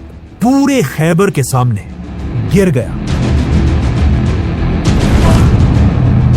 मरहब के गिरते ही मुसलमानों ने हजरत अली की लीडरशिप में खैबर पर ऐसा हमला किया कि मुसलमानों की फौज खैबर के किले के अंदर घुस गई और किले के अंदर ही जंग शुरू हुई और इस तरह मुसलमानों ने खैबर का ये किला फतह कर लिया। और इस फतह के बाद मुसलमान खैबर का एक एक किला फतह करते गए और आखिर पूरा खैबर फतह हो गया। खैबर के किले के अंदर यहूदियों के सारे खजाने मुसलमानों के कंट्रोल में आए। इन खजानों में इतना ज्यादा सोना था कि इससे पहली बार मुसलमानों के हालात हमेशा के लिए बदल गए। आप सल्लल्लाहु अलैहि वसल्लम ने यह सारा सोना मुसलमानों में डिवाइड कर दिया और आप सल्लल्लाहु अलैहि वसल्लम ने खैबर की बड़ी बड़ी जमीनें जो खजूर के दरख्तों से भरी हुई थी मुसलमानों में बांट दी। और इसी खैबर को फतह करने के बाद पहली बार मदीना एक प्रॉपर और मजबूत स्टेट बनने लगी और मुसलमानों के हालात इतने बदले कि हजरत उमर फरमाते हैं कि हिजरत से लेकर खैबर की फतह तक मैंने कभी पेट भरकर खाना नहीं खाया था। मतलब खैबर की फतह के बाद मुसलमानों के हालात बिल्कुल बदल चुके थे। अब खैबर में हजरत अली इस बात के लिए मशहूर है कि उन्होंने खैबर में एक बहुत भारी दरवाजा उठाया था। लेकिन सिर्फ ये दरवाजा नहीं बल्कि हजरत अली ने खैबर को फतह करके मदीना की पूरी इकोनॉमी भी उठा दी थी। खैबर हजरत अली की जिंदगी की आखिरी जंग नहीं थी क्योंकि रसूलुल्लाह सल्लल्लाहु अलैहि वसल्लम ने पहले ये बता दिया था कि आगे जाकर हजरत अली मुसलमानों के एक बहुत बड़े लीडर बनेंगे। एक दिन आप सल्लल्लाहु अलैहि वसल्लम सहाबा के साथ कहीं जा रहे थे। अचानक आप सल्लल्लाहु अलैहि वसल्लम का जूता फट गया तो हजरत अली आप सल्लल्लाहु अलैहि वसल्लम का जूता लेकर उसे ठीक करने लगे और आप सल्लल्लाहु अलैहि वसल्लम सहाबा के साथ थोड़ा आगे चले और फिर सहाबा से कहा कि तुम सब में एक आदमी ऐसा होगा जो कुरान की तफसीर के लिए ऐसे ही लड़ेगा जिस तरह मैं कुरान के लिए लड़ा हूँ। जिस पर अबू बकर रज़ियल्लाहु अन्हु ने पूछा कि क्या वो मैं हूँ? आप सल्लल्लाहु अलैहि वसल्लम ने कहा नहीं, बल्कि ये शख्स वो होगा जो इस वक्त मेरा जूता ठीक कर रहा है और आगे जाकर बिल्कुल ऐसा ही हुआ। खैबर की फतह इतनी बड़ी थी कि इस फतह के बाद आहिस्ता आहिस्ता अरब के कबीले मुसलमानों के सामने अपना सर झुकाने लगे और आप सल्लल्लाहु अलैहि वसल्लम अरब के सबसे ताकतवर लीडर बनने लगे। और आखिर खैबर के सिर्फ एक साल बाद मक्का वालों ने मुसलमानों के साथ सुलह हुदैबिया तोड़ दी और अब मुसलमान इतने स्ट्रांग थे कि आप सल्लल्लाहु अलैहि वसल्लम 10,000 की फौज लेकर मक्का को फतह करने के लिए रवाना हुए। इससे सिर्फ 8 साल पहले एक ऐसा दिन भी आया था जब हजरत अली अकेले मक्का से हिजरत करके मदीना गए थे और अब आप सल्लल्लाहु अलैहि वसल्लम के साथ 10,000 की फौज लेकर हजरत अली भी दोबारा मक्का एंटर हुए और मक्का को फतह करके हजरत अली और बाकी सहाबा ने वहां के काबा के अंदर सारे बुतों को तोड़ दिए और इस तरह मुसलमानों ने आखिर मक्का को फतह कर लिया। मक्का को फतह करने के बाद हजरत अली इस्लाम की अगली जंगे हुनैन में भी आप सल्लल्लाहु अलैहि वसल्लम के साथ मजबूती से खड़े रहे और ये जंग भी मुसलमान जीत गए। जिसके बाद आप सल्लल्लाहु अलैहि वसल्लम वापस अपने कैपिटल मदीना चले गए और अब मक्का को फतह करने के बाद पूरा अरब मदीना को अपना कैपिटल मानने लगा और हर तरफ से लोग आकर आप सल्लल्लाहु अलैहि वसल्लम के हाथ पर बैत करने लगे।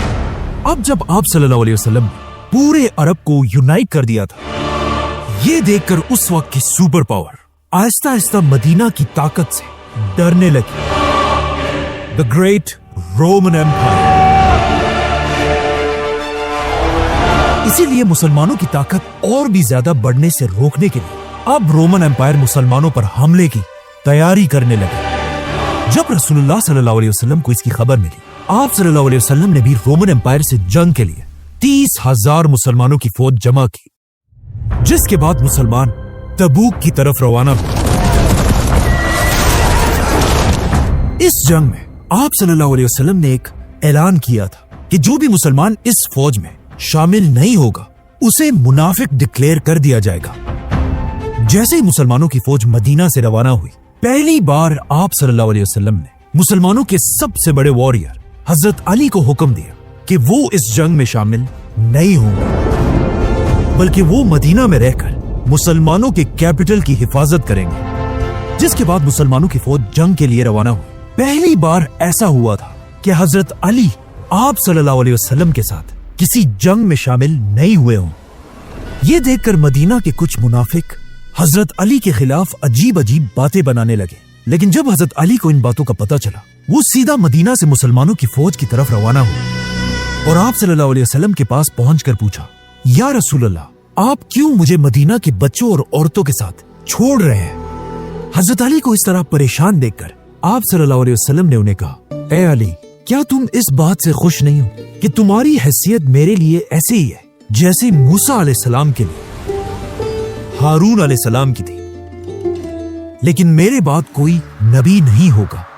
इसीलिए ये सुनकर हजरत अली रज़ियल्लाहु अन्हु बहुत खुश हुए और वापस मदीना आ गए। जिसके बाद मुसलमानों की फौज तबूक पहुंची, लेकिन वहां से रोमन्स पहले ही भाग चुके थे, इसीलिए कोई भी जंग नहीं हुई और आप सल्लल्लाहु अलैहि वसल्लम मुसलमानों के साथ वापस मदीना आ गए। तबूक की जंग के बाद पूरे अरब से और भी तेजी से लोग इस्लाम की तरफ आने लगे, लेकिन अरब में कुछ लोग अभी भी ऐसे थे जो इस्लाम एक्सेप्ट करने के लिए बिल्कुल तैयार नहीं थे। एक दिन अरब के क्रिश्चियन कबीले के लोग मदीना आप सल्लल्लाहु अलैहि वसल्लम से मिलने के लिए आए। इन क्रिश्चियंस को पता था कि वो अरब के लीडर के साथ मिलने जा रहे हैं, इसीलिए उन्होंने बहुत ही महंगे महंगे कपड़े पहने थे और इसके साथ हाथों में सोने की रिंग्स भी पहनी हुई थी और उनका ख्याल था कि ये सब देखकर अरब का बादशाह उन्हें इज्जत देगा।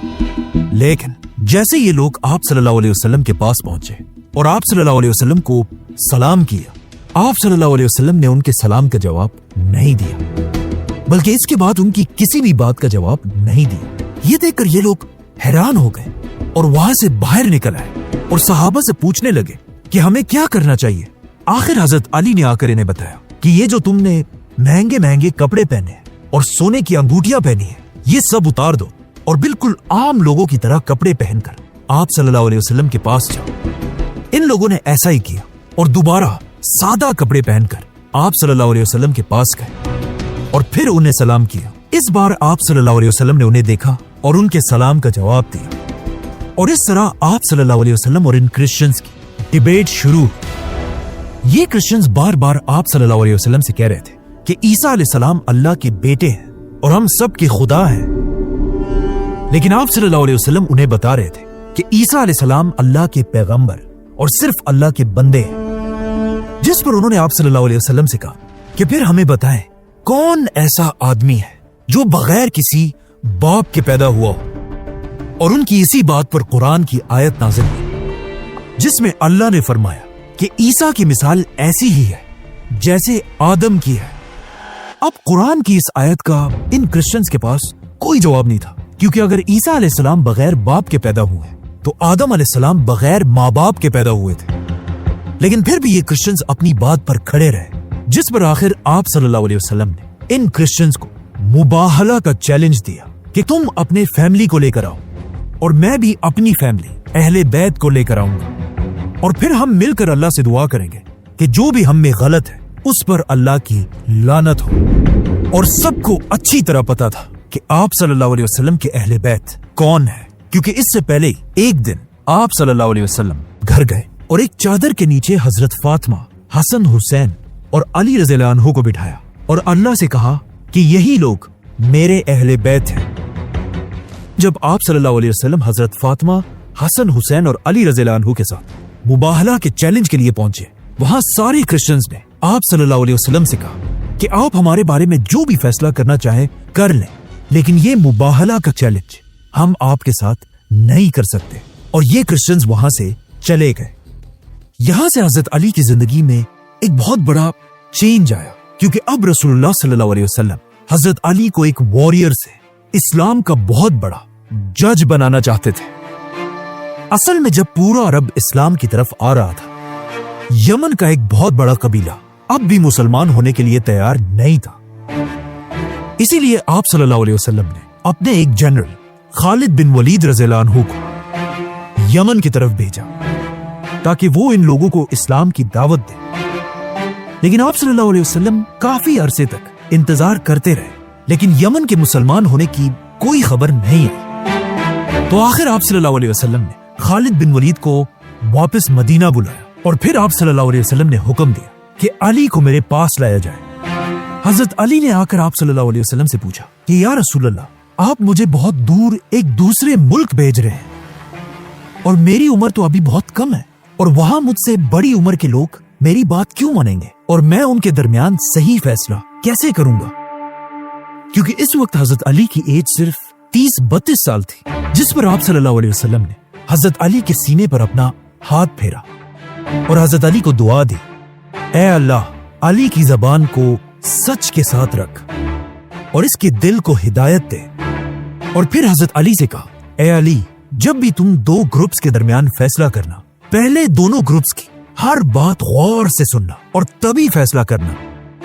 आप सल्लल्लाहु अलैहि वसल्लम ने हजरत अली को अपने हाथों से उनके सर पर एक अमामा पहनाया और उनके हाथ में काला झंडा दिया, और इस तरह हजरत अली यमन की तरफ रवाना हुए। एक जनरल की तरह नहीं, बल्कि यमन के गवर्नर और जज की तरह। जैसे हजरत अली यमन पहुंचे, उन्होंने वहां सारे लोगों को जमा किया, उनके सामने आप सल्लल्लाहु अलैहि वसल्लम का लेटर पढ़कर सुनाया और फिर एक जबरदस्त स्पीच की। और इस तरह हजरत अली की ही बातों से इंस्पायर होकर पूरे यमन ने इस्लाम कबूल कर लिया। और हजरत अली के जाने के कुछ ही दिन बाद आप सल्लल्लाहु अलैहि वसल्लम तक खबर पहुंची कि यमन इस्लाम कबूल कर चुका है, जिसके बाद हजरत अली यमन के लीडर बने और यमन के सारे फैसले हजरत अली ही करने लगे। ये वही यमन था जहां से बहुत साल पहले एक बादशाह ने मक्का पर हमला किया था, जिसका नाम था अब्रह। और अब मक्का का ही एक आदमी पूरे यमन का लीडर था। कुछ महीने यमन में रहने के बाद हजरत अली को पता चला कि आप सल्लल्लाहु अलैहि वसल्लम अपनी जिंदगी के पहले हज के लिए मदीना से मक्का आ रहे हैं, जिसके बाद हजरत अली यमन से मक्का की तरफ रवाना हुए और जाकर आप सल्लल्लाहु अलैहि वसल्लम के साथ इस हज में हिस्सा लिया। ये आप सल्लल्लाहु अलैहि वसल्लम की जिंदगी का पहला और आखिरी हज था। और हज करने के बाद रसूलुल्लाह सल्लल्लाहु अलैहि वसल्लम हजरत अली और हजारों सहाबा के साथ वापस मदीना की तरफ रवाना हुए। अब जब ये हजारों मुसलमान आप सल्लल्लाहु अलैहि वसल्लम के साथ मक्का से मदीना जा रहे थे, रास्ते में एक जगह खुम के मकाम पर स्टे किया। मुसलमानों ने आप सल्लल्लाहु अलैहि वसल्लम के लिए कुछ दरख्तों के नीचे स्पीच की जगह बनाई, जहां आप सल्लल्लाहु अलैहि वसल्लम सारे मुसलमानों के सामने आए। सही मुस्लिम और हदीस की इन किताबों में आप सल्लल्लाहु अलैहि वसल्लम की यह स्पीच कुछ इस तरह है। आप सल्लल्लाहु अलैहि वसल्लम सारे मुसलमानों के सामने आए और फरमाया, ऐ लोगो, सुन लो, मैं भी एक इंसान हूं। बहुत जल्द एक फरिश्ता अल्लाह का पैगाम लेकर मेरे पास आएगा और मैं उसका हुक्म मान लूंगा। ऐ लोगो, मैं तुम्हारे पास दो बहुत बड़ी चीजें छोड़कर जा रहा हूं। एक, अल्लाह की किताब कुरान, इसको हमेशा मजबूती से पकड़ कर रखना, और दूसरा, मेरे अहले बैत। मैं तुम्हें अपने अहले बैत के बारे में अल्लाह से डराता हूं। लेकिन आगे जाकर आप सल्लल्लाहु अलैहि वसल्लम के अहले बैत में हजरत अली रज़ियल्लाहु अन्हु को नमाज पढ़ते हुए कूफा की ग्रैंड मस्जिद में शहीद कर दिया गया, जिसके बाद आप सल्लल्लाहु अलैहि वसल्लम ने दोबारा फरमाया, मैं तुम्हें अपने अहले बैत के बारे में अल्लाह से डराता हूं। लेकिन आगे जाकर आप सल्लल्लाहु अलैहि वसल्लम के अहले बैत में हजरत हसन रज़ियल्लाहु अन्हु को जहर देकर शहीद कर दिया गया, जिसके बाद आप सल्लल्लाहु अलैहि वसल्लम ने तीसरी बार कहा, मैं तुम्हें अपने अहले बैत के मामले में अल्लाह से डराता हूं। लेकिन आप सल्लल्लाहु अलैहि वसल्लम के अहले बैत में हजरत हुसैन रज़ियल्लाहु अन्हु को भी करबला के मैदान में बेरहमी से शहीद कर दिया गया। इसी तरह ये बात 3 बार कहने के बाद आप सल्लल्लाहु अलैहि वसल्लम ने सहाबा से पूछा, क्या तुम लोगों को नहीं पता कि मेरा मुसलमानों पर उनकी जानों से भी ज्यादा हक है? जिस पर सहाबा ने जवाब दिया, کہ بالکل ہم مانتے ہیں۔ تو آپ صلی اللہ علیہ وسلم نے حضرت علی کا ہاتھ پکڑا اور اسے اٹھا کر فرمایا، جس کا مولا میں اس کا مولا علی، اے اللہ اس سے محبت رکھ جو علی سے محبت رکھے، اور اس سے دشمنی کر جو علی سے دشمنی کرے۔ یہ کوئی پہلی دفعہ نہیں تھا کہ آپ صلی اللہ علیہ وسلم نے مولا علی کی امپورٹنس کے بارے میں مسلمانوں کو بتایا ہو۔ اس سے پہلے بھی ایک بار آپ صلی اللہ علیہ وسلم نے فرمایا تھا کہ اے علی، تم سے مومن ہی محبت کرے گا اور تم سے منافق ہی بغض رکھے گا۔ ایک اور جگہ آپ صلی اللہ علیہ وسلم نے فرمایا تھا، قرآن علی کے ساتھ ہے اور علی قرآن کے ساتھ ہے۔ اور ایک اور بار آپ صلی اللہ علیہ وسلم نے فرمایا، علی مجھ سے ہے اور میں علی سے ہوں۔ حضرت علی ان 10 صحابہ میں سے بھی تھے جنہیں رسول اللہ صلی اللہ علیہ وسلم نے دنیا میں جنت کی خوشخبری دی تھی۔ آپ صلی اللہ علیہ وسلم نے ایک اور جگہ فرمایا، جس نے علی کو گالی دی اس نے مجھے گالی دی، اور جس نے مجھے گالی دی اس نے اللہ کو گالی دی، اور کہا جس نے علی کو تکلیف پہنچائی اس نے مجھے تکلیف پہنچائی۔ اور ایک دن آپ صلی اللہ علیہ وسلم نے فرمایا، جس نے میری بات مانی اس نے اللہ کی بات مانی، اور جس نے علی کی بات مانی اس نے میری بات مانی۔ اور آخر ایک دن آپ صلی اللہ علیہ وسلم نے حضرت علی سے یہ بھی کہا کہ میری امت کا سب سے برا آدمی وہ ہوگا جو تمہاری داڑھی کو تمہارے خون سے لال کر دے گا، مطلب تمہیں شہید کر دے گا۔ مطلب جو آدمی حضرت علی کو شہید کرے گا وہ قیامت تک اس امت کا سب سے بدبخت آدمی ہوگا۔ اس سپیچ کے بعد آپ صلی اللہ علیہ وسلم سارے مسلمانوں کے ساتھ واپس مدینہ پہنچے، اور مدینہ پہنچتے ہی آپ صلی اللہ علیہ وسلم ایک بار پھر اس وقت کی سپر پاور رومن امپائر پر حملہ کرنے کی پلاننگ کرنے لگے۔ اور اس حملے کے لیے آپ صلی اللہ علیہ وسلم نے مسلمانوں کی ایک نئی فوج بنائی اور انہیں رومن امپائر پر حملے کے لیے روانہ کر دیا۔ لیکن جیسے یہ فوج روانہ ہوئی، آہستہ آہستہ مدینہ میں آپ صلی اللہ علیہ وسلم کی طبیعت خراب ہونے لگی، اور آپ صلی اللہ علیہ وسلم کی زندگی کے آخری دن قریب آنے لگے۔ آپ صلی اللہ علیہ وسلم کی زندگی کے آخری دنوں میں حضرت علی ہر وقت آپ صلی اللہ علیہ وسلم کے پاس رہنے لگے اور ان کا خیال رکھنے لگے، بلکہ آپ صلی اللہ علیہ وسلم کی مسجد میں آخری نماز کے لیے حضرت علی اور عباس رضی اللہ عنہ آپ صلی اللہ علیہ وسلم کو سہارا دے کر انہیں مسجد تک لے کر آئے، جہاں آپ صلی اللہ علیہ وسلم نے مسلمانوں کے ساتھ مسجد میں نماز پڑھی۔ لیکن آہستہ آہستہ آپ صلی اللہ علیہ وسلم کی طبیعت اور بھی بگڑنے لگی، جس کے بعد وہ نماز کے لیے بھی مسجد نہیں جا سکتے تھے، اور آپ صلی اللہ علیہ وسلم کے حکم پر ابو بکر رضی اللہ عنہ مسجد میں مسلمانوں کو نماز پڑھانے لگے۔ ان آخری دنوں میں حضرت علی رضی اللہ عنہ مدینہ کے سارے مردوں میں آپ صلی اللہ علیہ وسلم کے سب سے کلوز رہتے تھے، اسی لیے جب بھی حضرت علی باہر نکلتے تھے سارے مسلمان ان کے گرد جمع ہو کر ان سے پوچھتے تھے کہ ہمیں بتائیں آپ صلی اللہ علیہ وسلم کی طبیعت اب کیسی ہے۔ ایک دن جب حضرت علی باہر آئے، سارے مسلمان ان کے پاس جمع ہوئے اور ان سے پوچھنے لگے، تو حضرت علی نے سب کو بتایا کہ اب آپ صلی اللہ علیہ وسلم ٹھیک ہے اور ان کی طبیعت آہستہ آہستہ بہتر ہو رہی ہے۔ لیکن حضرت علی کے چچا عباس رضی اللہ عنہ نے ان سے کہا کہ نہیں، میں عبد المطلب کے بیٹوں کے چہروں کو اچھی طرح پہچان لیتا ہوں، مطلب اب رسول اللہ صلی اللہ علیہ وسلم کے آخری دن قریب آ چکے ہیں۔ اور پھر حضرت عباس نے حضرت علی سے کہا کہ چلو ہم جا کر آپ صلی اللہ علیہ وسلم سے پورے مسلمانوں کی خلافت کی ریکویسٹ کرتے ہیں۔ لیکن حضرت علی نے کہا کہ نہیں، اگر آپ صلی اللہ علیہ وسلم نے ہمیں انکار کر دیا تو پھر کبھی بھی ان کے خاندان بنو ہاشم کو خلافت نہیں مل سکے گی۔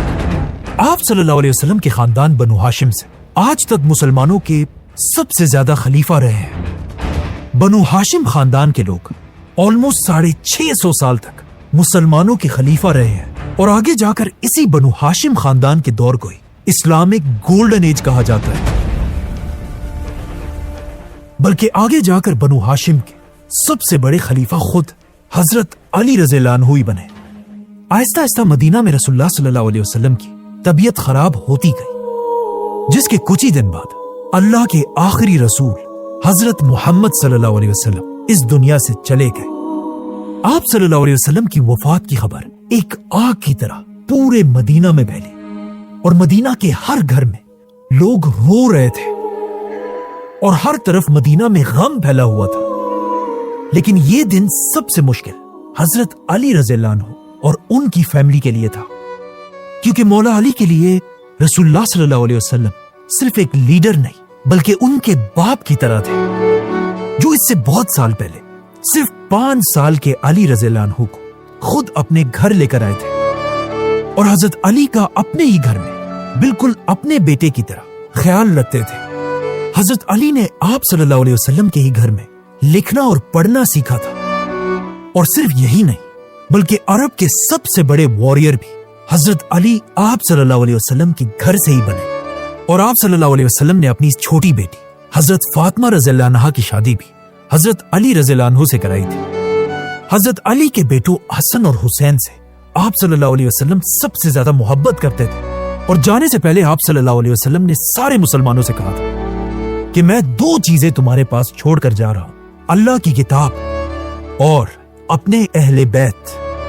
आप सल्लल्लाहु अलैहि वसल्लम की वफात के बाद हजरत अली आप सल्लल्लाहु अलैहि वसल्लम की मैयत के पास आए और कहा, या रसूल अल्लाह, आपसे पहले भी अल्लाह के रसूल दुनिया से जा चुके हैं,